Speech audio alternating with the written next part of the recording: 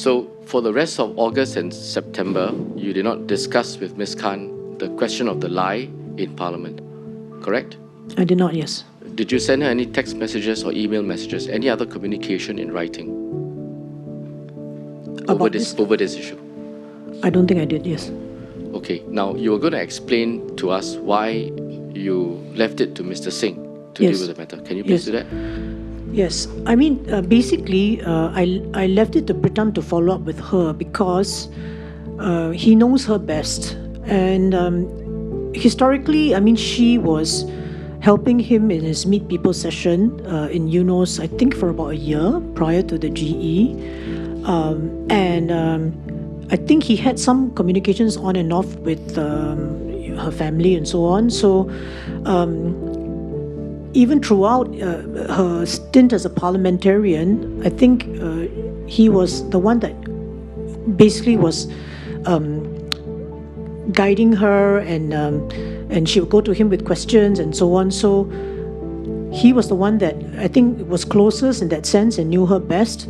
So as I mentioned earlier, I was concerned that if she was pressured in that sense by things she couldn't handle because of her emotional condition, then it might not be the best thing. We don't know what reaction she would have. So I decided that I would leave it to Pritam to follow up on the matter with her for these reasons. I will not be able to believe that Pritam had asked her to lie or gave her a choice to lie. I mean, that was definitely not our understanding of what should be done. Never in my mind would I expect that Mr. Singh will tell her to double down on the lie. So that was not a consideration. Yes, no, fair enough. But even taking that on board, not assuming that Mr. Singh would not ask her to double down on the lie, you would be concerned to know how she has now come to in fact double down on the lie, actually, right? I suppose I would, yes. You would have, but you didn't ask her anything about that. I didn't ask her about it at that point, no.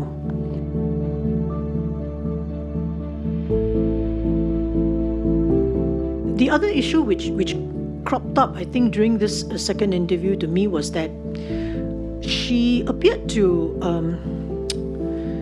not be very careful about the things that she was doing in general.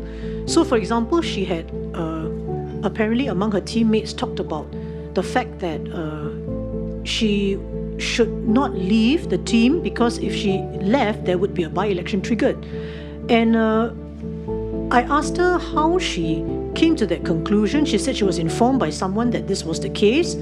And I asked her whether she had checked, and she said she had checked, and her checking revealed that the Prime Minister can decide whether a vacancy in a GRC would trigger a by-election. So we all know the law on this is quite clear, and this also raised alarm bells with me because, I mean, I think as an MP you would be expected to check such a thing before perhaps believing what people tell you, or at least do your research. So this was another area of concern. I wasn't sure of her ability to actually exercise due diligence to check matters and so on.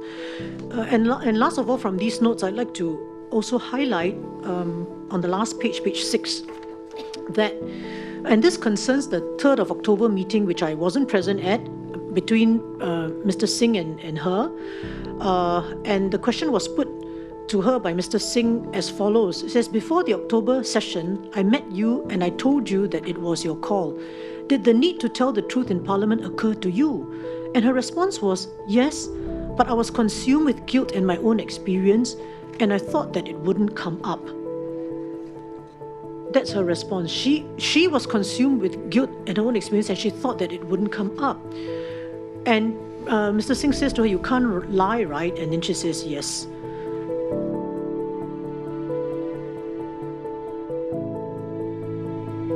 You would have been aware that the very next day was another parliamentary sitting. So did you entertain the prospect that, given that she has now just repeated the lie, which of course has made the circumstance worse, would it have been an option for her to go to Parliament on the next day to clarify the lie? I think theoretically, yes, it's an option, but practically, I don't think it's an option. Why? Because such a matter where she has to come to explain how she came to tell the untruth, and in her mind she has to talk about her past experience, and also the fact that she repeated it on the 4th, it would require careful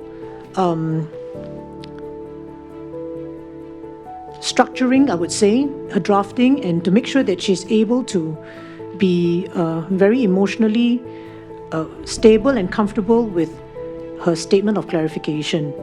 We appreciated the seriousness of the situation, and of course, the events that took place in Parliament on the 4th of October had worsened the situation.